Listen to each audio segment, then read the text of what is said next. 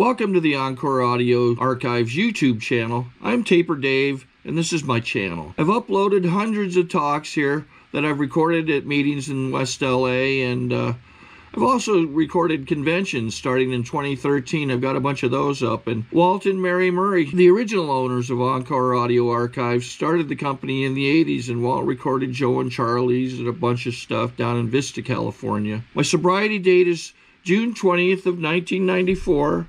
I hope you find something you like, so please like and subscribe to my channel and comment down below.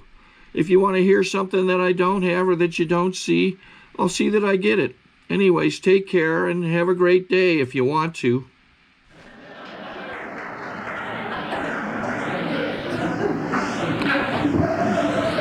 I wish I had something else to tell you.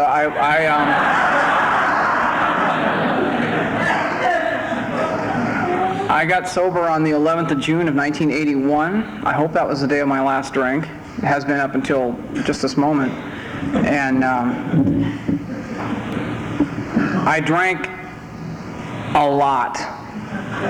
I drank alcoholically. Unfortunately, I didn't drink colorfully, which is the key hallmark of being a good AA speaker, is that you at least did something colorful. And I know there are a lot of you beige people in here, just like I am, who have never done anything colorful in your entire life, who would not stand out in a crowd of two, who have always felt cowed by the human race and irritated and annoyed. Those of you who are sitting out there who are perhaps not saying much to people tonight, perhaps you're irritated about something, or you're newly sober, or you're frightened, or you're hurting over something, and you're sitting there like I sat there on the freeway thinking that life is just, it means nothing. As I sit here in traffic, I'm hurtling forward to an inevitable deterioration and death. I felt that way since I was 7 years old.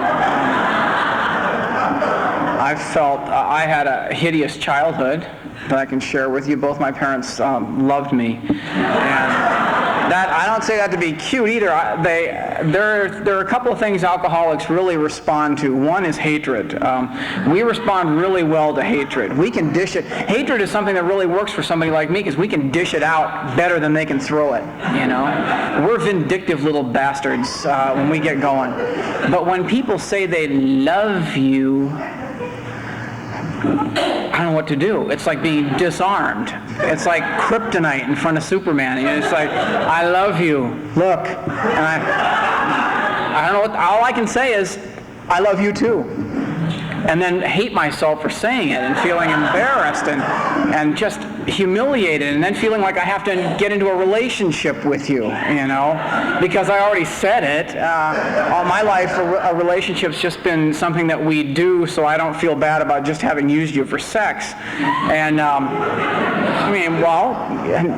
you noble people, I never felt that way. Believe me, it didn't happen very often, but in the time that it did, that was my reasoning. I've always felt shame. I've always felt embarrassment about myself. I've always been shy, even though when I get up here in front of a group, I come off overly glib and superficial and idiotic. Given my own nature, I'm withdrawn and sort of the disgruntled postal worker in my family. But I grew up, my father was a carpenter, and would walk around the house in the garage in those squishy soled shoes with the sawdust on his glasses, and doing nice things for people in the neighborhood, and just all I can think was sap. I'm not going to be like that. I was sick a lot, and I stayed home, watched TV a lot, and I knew what I wanted to be. I knew what I was going to be. I was going to be like Errol Flynn. Just like Errol Flynn, with all the dash and all the charisma and all the power with women and all that irresistible quality, and not realizing it's very difficult to pull off Errol Flynn when you look like Sherman in the Mr. Peabody cartoons. It doesn't really wash. And I would look at, I'd read books, and I had a lot of information about how the human race ought to be. I don't know if there are any other idealists here, but I know how human life ought to be. The thing that I have the most trouble with is dealing with it as it is, because of the failure, not of me, but you keep screwing up. And you keep hurting someone who's as sensitive as I am. I couldn't be friends with you because you turn on me. I couldn't be friends with you because you were more athletic than I was, which is no big deal on your part. I'm sure there were goldfish that had more athletic prowess than I did. I just felt alone and lonely and ugly and awkward, and I knew how to do it, but I just didn't know how to get started. I didn't know what quite to do with it. And when I was 18, I'd been out of high school for about a year. I went right into college when I graduated high school when I was 17, went right into college, graduated when I was 30. And I had a lot of detours on the way, and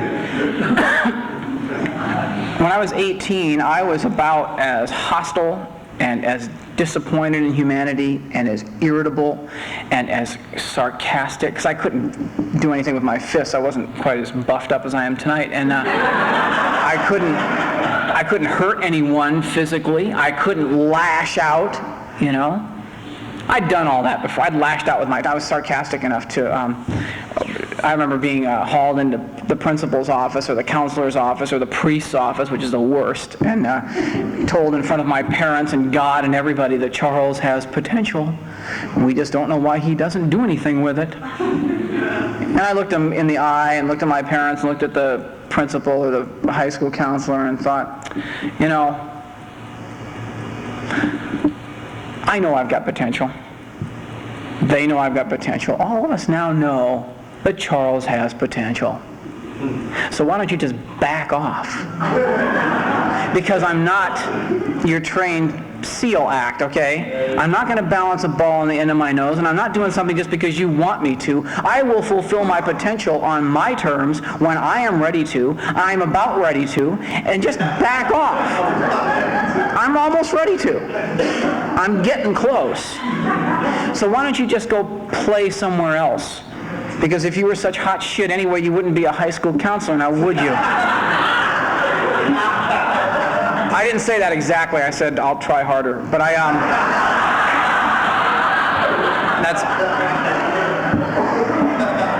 some of you said it. You know, you're the ones who did time. I was always diplomatic about my contempt. Others of us swung at people, hit cops, not bright. But I just thought about doing it. You know, here we are, all of us together.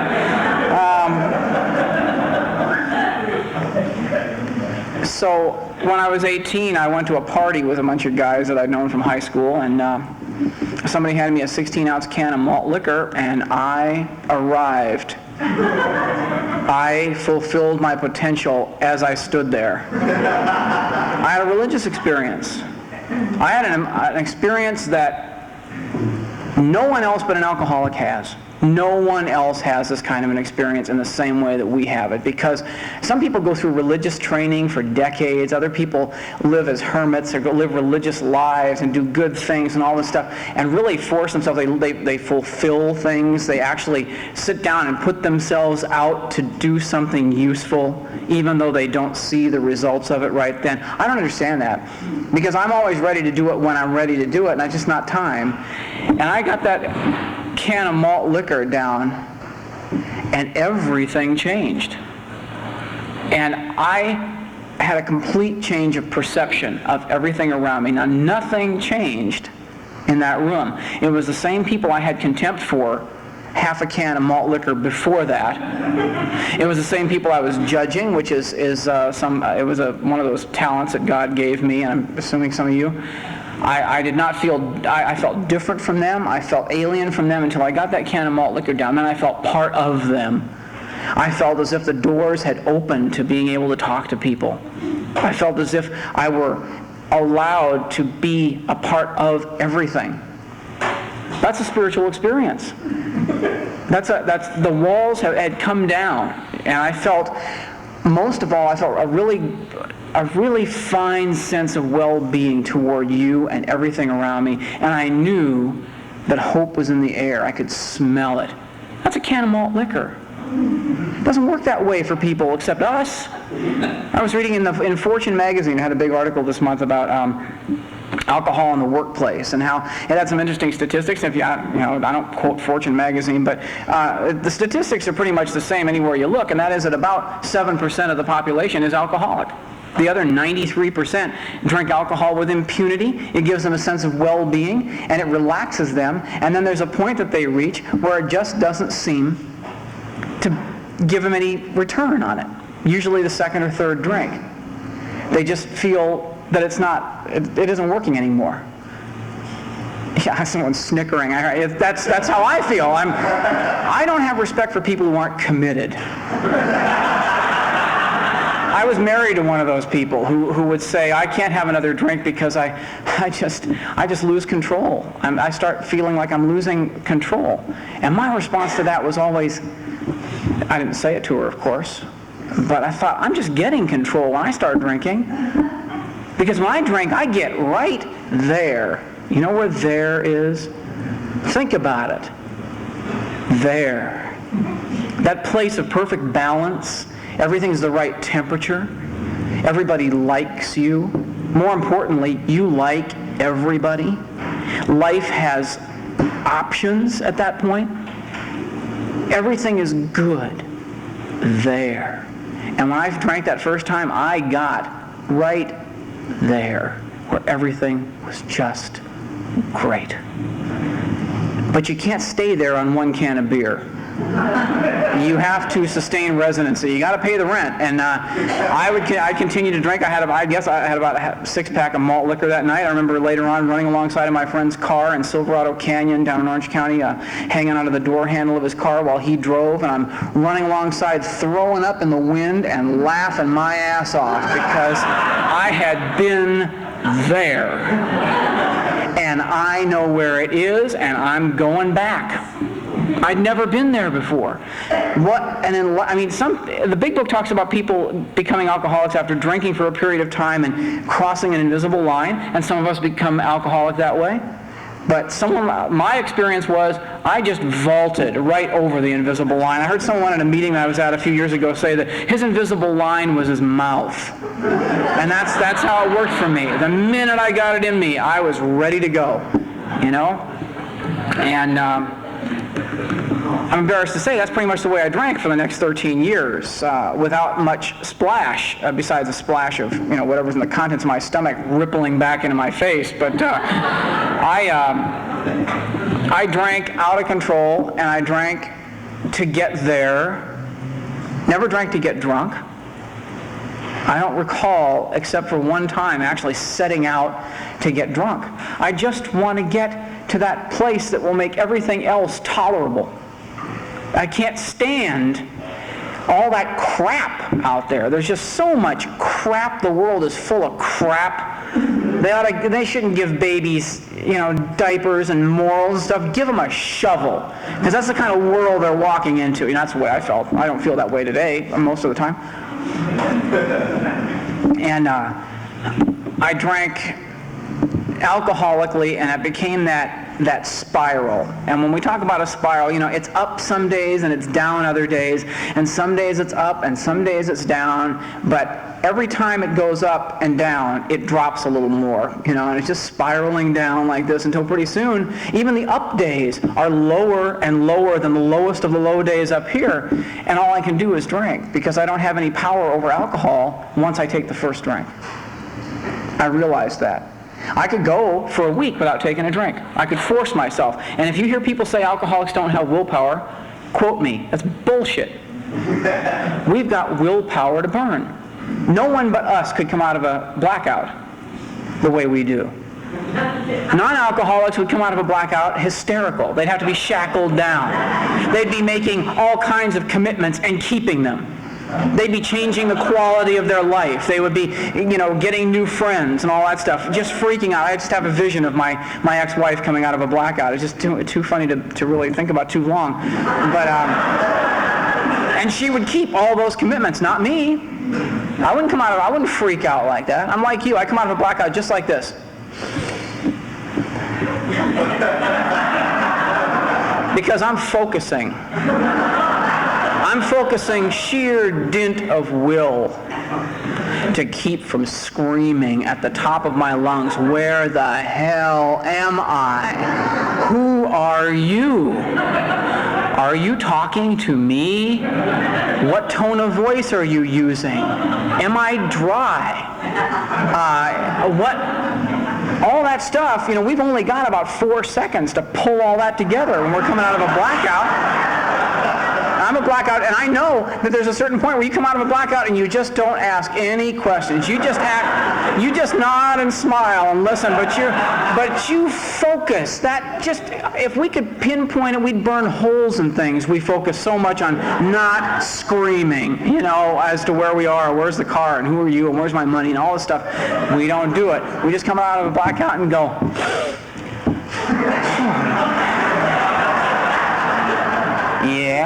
Yeah, checklist, you can just checklist is going down, and finally, okay, I got to read on it. I'll catch up on what I did before tomorrow, but and you can't tell anybody that. That's the worst thing about drinking is secrets. I can't tell anybody. You can't come out of a blackout and somebody's talking to you, and you can't just say, I'm sorry, could you start over? I just got here myself. We can't do that. We can't be honest with people. I went to therapy for a couple of years. I've tried everything, believe me. AA was not the first stop in the car. I tried everything. I tried drugs. Drugs are stupid for an alcoholic. Why bother? Drugs to me, the biggest problem I have with drugs is drugs got me loaded.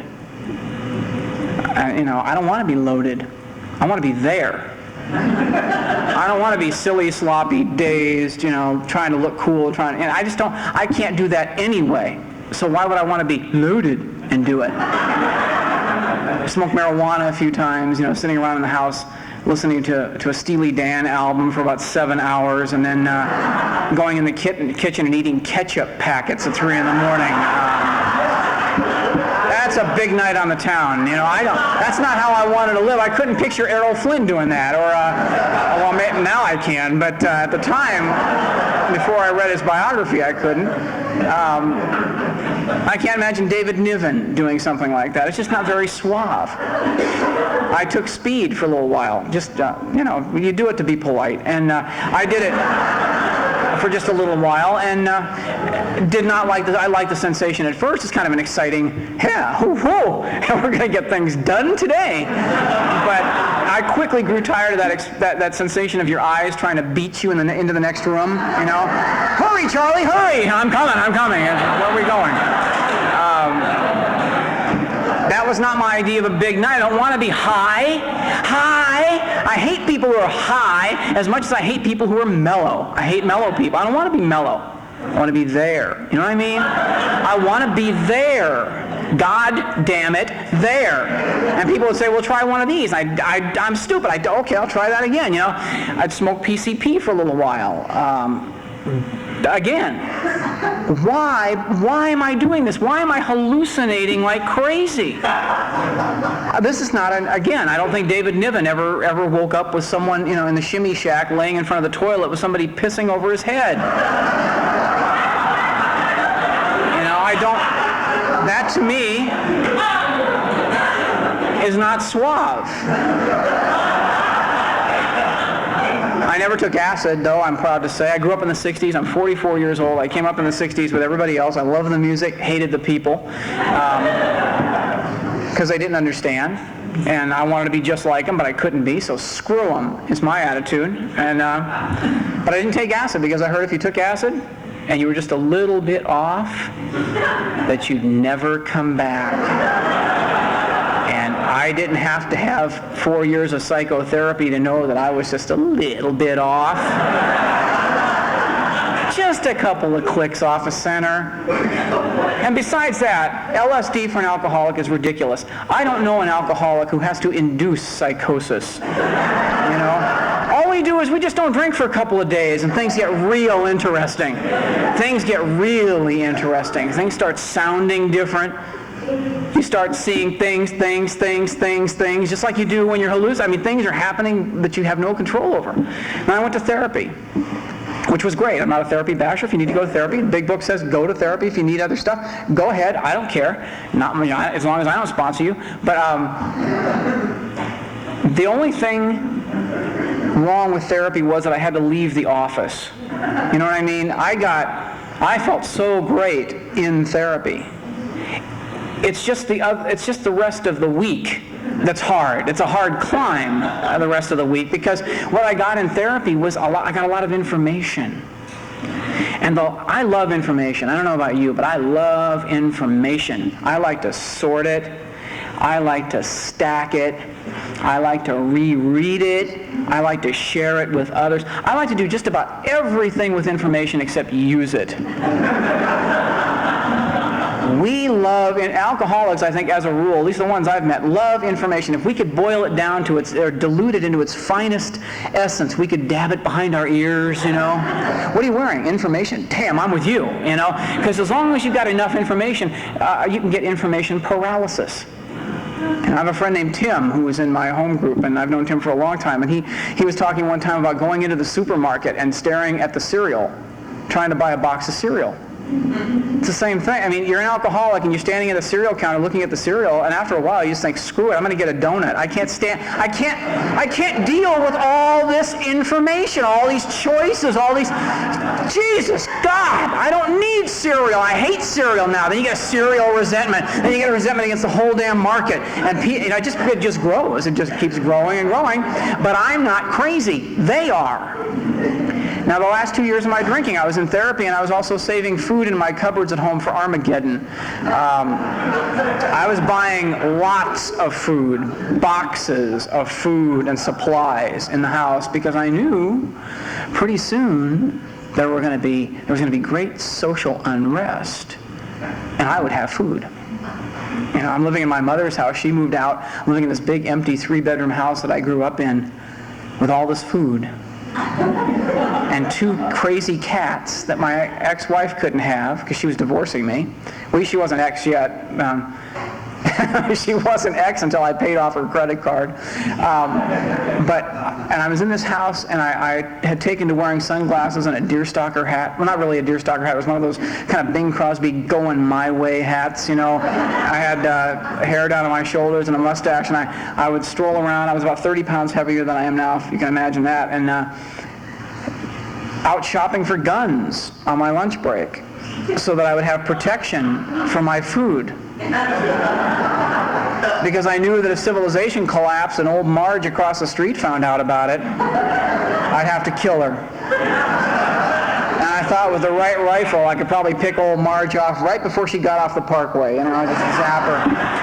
And I was getting more and more paranoid, but that didn't stop me from going to work. I was working at Santa Monica College. I was into publishing at the time. I was a receiving clerk in their bookstore. And I'd go to work in the morning, and I would go in there, and my therapist was telling me, you must learn to be honest with people. Great. Okay. How are you today, Charlie? Fine. How was your weekend? Let's see. Be honest with them. Okay. I got off work Friday and went home and drank a 5th of gin with grapefruit juice to wash it down. I started vomiting blood and pissing blood about 3 in the morning, so I had to call a friend to take me to the hospital. Went to the hospital, they did all these tests, they gave me Valium. I took the Valium and drank another 5th of gin the next day. I started getting sick again, throwing up all kinds of interesting stuff. I don't know what happened, but I woke up in my mom's nightgown the next morning. I'd puked all over the house. I mopped it up. I swore I would never do that again because I knew if I ever felt that way again, I wouldn't do it again. But then, around noon, I started feeling like, I want to do that again because I have to do that. But I held off until dark. And then when the sun went down Sunday night, I got a flashlight and went out to my car with a coat hanger, and I tried fishing coins out from between my seats with the coat hanger and searching in my pants for change so I can get down to the Main Street liquor store and get a bottle of Gallo Port because it's 19% alcohol. And I can get back up and drink and taper back on to the weekend, off of the weekend, so I could come back to work this morning. How was your weekend? You can't tell people that, you know? You can't tell people, what'd you do last night? Oh, I went to a porno movie over in Torrance, got drunk, caught the evening showing of Donkey Lunch, got in the car, did something really disgusting on the way home, got stopped by the police. How was your evening? We can't tell the truth. You can't tell the truth if you're a practicing alcoholic. See, I couldn't tell the truth in sobriety for a long time because I didn't trust anybody. And I got more and more paranoid and more distant from people until finally, I wound up ready to hang myself. Prepared to. Belt off, ready to do it because I didn't want to live that way anymore. I was so despondent over the way my life had gone or not gone that the culmination of, and I tried to blame it on people at that point. When you get to the bottom, my first reaction is like a caged cobra. I'll strike at anything that's in front of me. And I'm focusing on my parents, and if they'd done this right, and if I'd had the right teachers, but you had the right teachers. Well, if I lived in the right neighborhood, you lived in the right neighborhood. If I had the right parents, you had the right parents. If I'd hung out with the right friends, you had them. If they'd accepted me, you didn't accept them. If they had done what helped me out when I needed help, they tried to help you. It's all the stuff is coming through, boing, boing, boing, boing. And I thought, I got to die because I'm going to feel like this the rest of my life. I'm going to feel like this for the next 35, 40 years. I'm going to feel exactly like I feel right now. And I can't live that way. And I was going to hang myself. And I felt at that moment that I was going to do that, something that I believe was God interceding in my life because I'd stopped fighting at that point. I had made a decision. I want to die. I'm surrendered to that. And at the moment that I surrendered to that, I felt inside of me the greatest feeling of love that I've ever felt. I felt absolutely and utterly and unspeakably and indescribably loved. And it just tore me up. I sat there for the next hour or so just sobbing at this place, not knowing what to do. And I didn't drink that night. I went to the market and bought popsicles instead. And I ate 4 boxes of popsicles that night. It was 6 packs of popsicles. And about every half hour I'd get up and go puke up this melted rainbow and then come back out and sit on the front porch and shook it out. For the next 4 or 5 days I just shook it out. I didn't know that my insurance covered treatment. I could have gone, I just didn't know anything about what was happening to me. I had no clue about alcoholism, except that I'd helped get my sister-in-law put in a treatment center. And I was just sick and was shaking it out, and she got out of that treatment center when she was 22 days sober, and I talked to her on the phone. I called to see how she was and told her that I had quit drinking. And you know how we are. She'd been going to AA meetings 3 or 4 times a day for 22 days, and she just was all over me in that subtle way that we have of, oh really, you quit drinking? Why? I don't know. She said, was it a problem? And I said, I don't think it was much of a problem. And she said, well, I drank with you, Charlie, and I know it was a problem. Remember that time at my house? And she kept reminding me of things. Well, yeah. And she said, well, I know. I've been going to these meetings, and I know that there's a way to live without having to feel that way. I haven't had a drink in 22 days. I've had 22 days. That's a long time to not have a drink. I said, okay, well, what do you want me to do? And she said, well, I need a ride to a meeting on Friday. Can you give me a lift? And I said, sure. So I do her a big favor. She took her to the meeting. This woman's 22 days sober, and she gave me a life. I mean, she brought me to AA. She was an attraction enough to get me here for whatever reason. I wasn't here for the meaning, if you understand what I'm saying. I've been separated from my wife for about 40 minutes and thought, this is God's will here, certainly. I didn't believe in God, but if there was a God, this was it. And she dropped me off in the hands of you. And I didn't know what to do. I looked around the room. Now, you bring an alcoholic into an AA meeting and have them look around the room. Don't or bring anybody into an AA meeting and have them look around the room and say, without telling them what it is, say, what do you suppose these people are all gathered here together for? And you look around at us, and we're weird. We don't have any patterns. There are no patterns you can see in an AA meeting, unless you go to those real special ones, you know, creative people anonymous, you know, where they all drink and share about the pain. But come into any ordinary Alcoholics Anonymous meeting and you see the broadest swatch of humanity. There's nothing like it. I mean, you've got everybody in here from all ages, all socioeconomic stratas, all races, all creeds, everything, and we're all sitting here attentive to what's going on at the podium. Not me, but the message that's going on up here. People are respectful of that. And I was impressed with that when I got to that meeting, because the first tradition was in place. And I think the first tradition is the handmaiden to the first 3 steps. I don't think that if you don't adhere to the first tradition, I don't know that there's any way to work the first 3 steps, because it ain't writing them. I'll tell you that from my experience. I mean, you can write all you want, but someday you got to surrender. And what I found by what was going on in that meeting that I was at, they told me, we need somebody to set up chairs. Why don't you go set up chairs? Well, I didn't want to set up chairs. I got a degree in journalism, thanks. Do you have any idea who I'm going to be? As soon as I get the heat off. And so I wound up setting up chairs in that meeting and learned a lesson then, that sincerity is no prerequisite for sobriety at all. You don't have to be sincere. In fact, we kind of hope you're not, because it works better that way. It's just the fact of doing it. You don't have to write about surrender. You just have to surrender. Surrender sometimes is someone saying, stand there when you want to stand there. Would you move that chair when you really don't want to move that chair, but you go move the chair? That's surrender.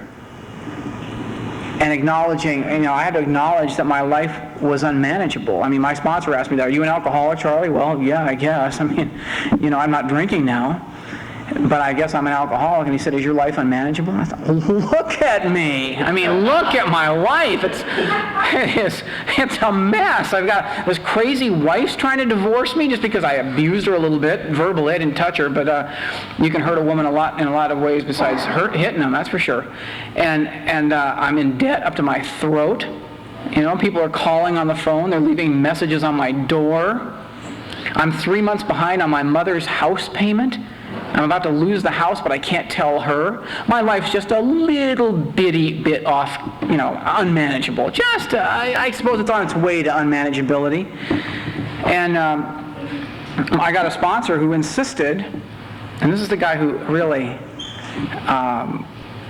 needs everything he gets here, but he made me go to meetings every night, and he made me get commitments at all these meetings. And I don't like commitments, but after I'd had commitments for a while, it occurred to me, because I didn't remember a whole lot about my first AA meeting, but I had commitments setting up chairs and mopping floors and doing all the crap jobs. My sponsor made a rule with me. He said, you just tell them you want a commitment and let them tell you what they want you to do. Don't you call the commitment. If I hear about you telling what commitment you want, I'm going to kick your butt, in ways that hurt worse than actually kicking your butt. Sponsors know how to psychically hurt you, If you don't get a commitment, I'm going to tell you the truth. Oh, no, not that. So I had all these commitments that were way beneath the guy with my potential, way beneath the guy with my skills, way beneath the guy with my attitude. And I came in here, if I came in here as nothing else, I walked in here an empty attitude looking for a human being to put inside of it. And that's all I had was attitude. I didn't have a person inside. I didn't have a way of living up to any of my goals in life. I had morals. I had virtues. I had qualities. I had values. I just didn't use them. I didn't know how to use them. I thought it should be easy to use them if you're really if you're a virtuous person, it should be easy to be virtuous. It's not. That's why it's virtue. It's hard. It goes against the grain.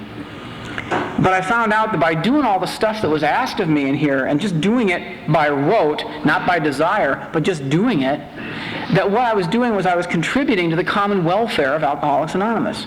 And I remembered, it occurred to me that at that first meeting that I went to, the chairs were set up, The coffee was made, cookies and cake were out, there was food out, there was a speaker, there was a secretary, there was a general service person, there was a person who passed baskets, there was a treasurer. There were all these people doing all these different jobs that made that meeting run smoothly enough to make it safe for a newcomer like me.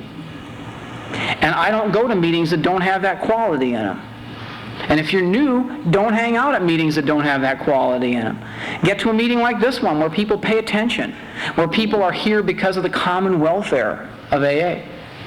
Not because they want to do something good for me, or they believe that anything I'm saying up here is anything other than just flash, because it doesn't matter. The message is stronger than I am. The message is stronger than you are.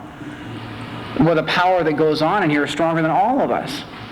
And I wound up taking the steps before I even knew I was taking the steps. I wound up taking the action before I understood the action. You know, I learned to ride a bicycle before I knew anything about bicycles.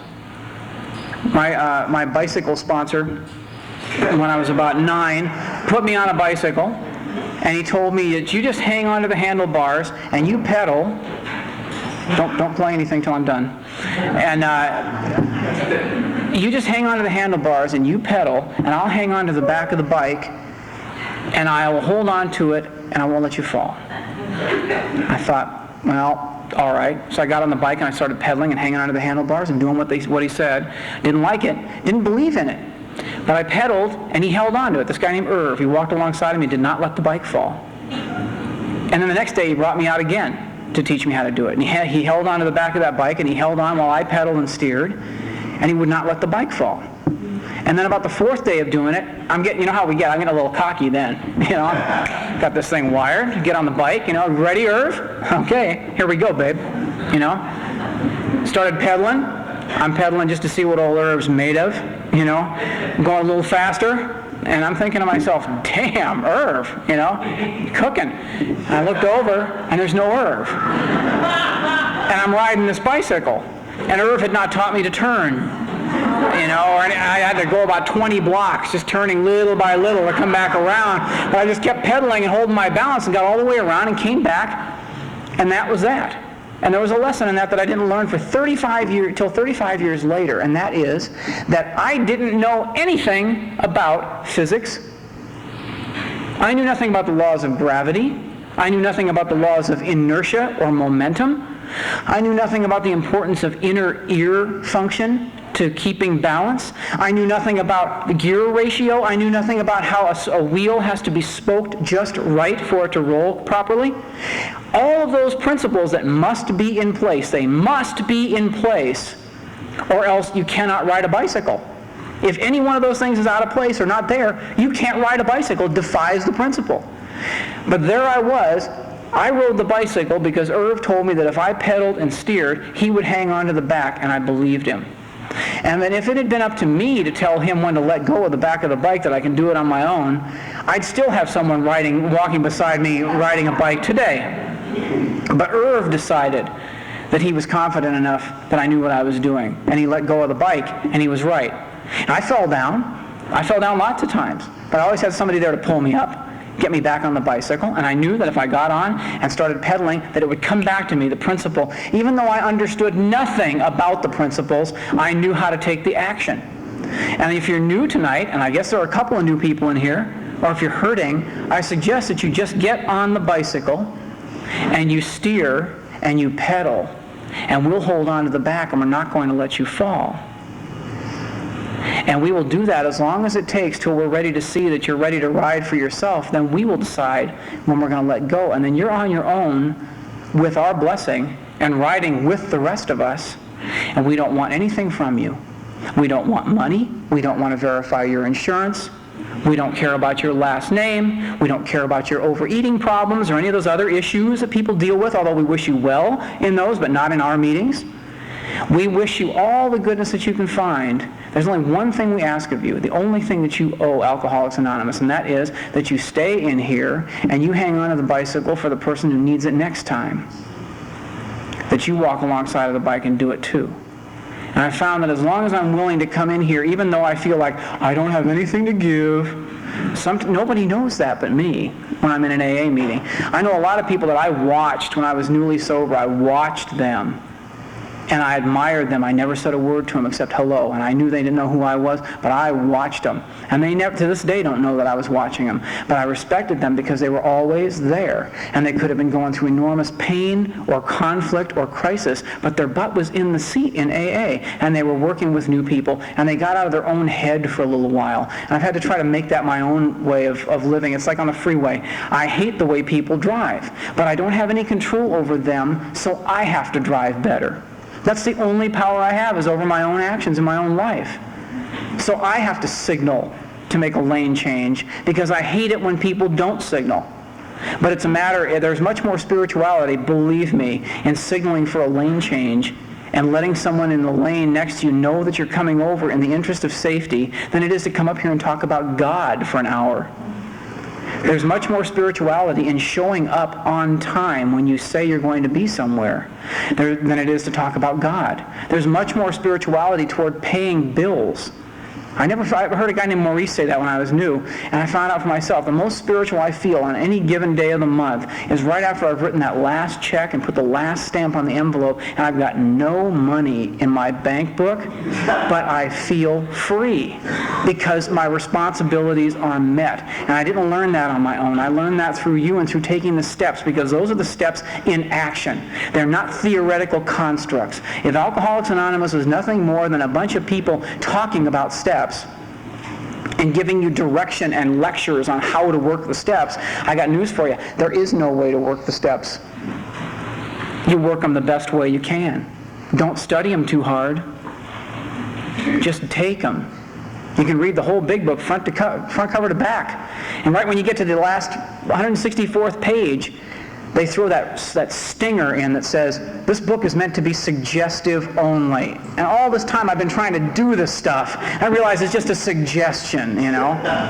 But I come here and I find how people have done it, and I get a lot out of the experiences of people in Alcoholics Anonymous. I learned everything from the way you have done it, and I try to do it in my life, copying you, and it works differently, but it works. You know, that's the miracle. If you're new here tonight, don't leave. Do not let your self-obsession grab you and hold you outside. Let us grab you and pull you inside. Stay with us and get on the bike, and I guarantee someday you're going to be hanging onto the back end of somebody else's bike and encouraging them. And thank you for being here for me.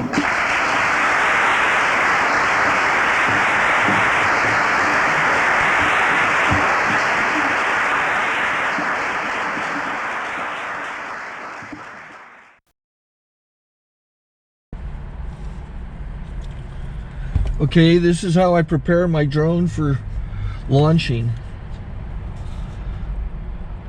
I like to do it inside the cab of my truck so I'm not standing outside in the weather. To install the joysticks for control, up and down, right and left, powered on. I have an Android phone that I use to connect it to the drone with. And it's actually controlled through the iPhone, through an app. Oops, wrong way. It's actually controlled through the iPhone, or through this Android phone, through the app. It's actually controlled through the Android phone, through an app, and you connect it through this short connection right here.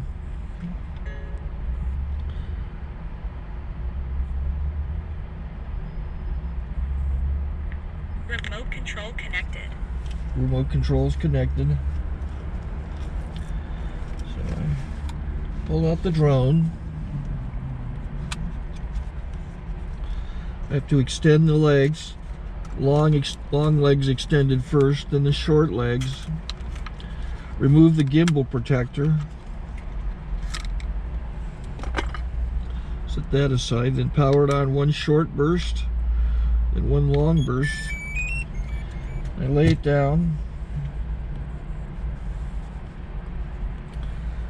So I have to go to calibrate. So the drone's not connected yet. It shows you here as this drone gets disconnected, even though the remote's powered on. So the drone has to establish it's connected. So I go into the app to calibration mode. First I'll calibrate the remote controller.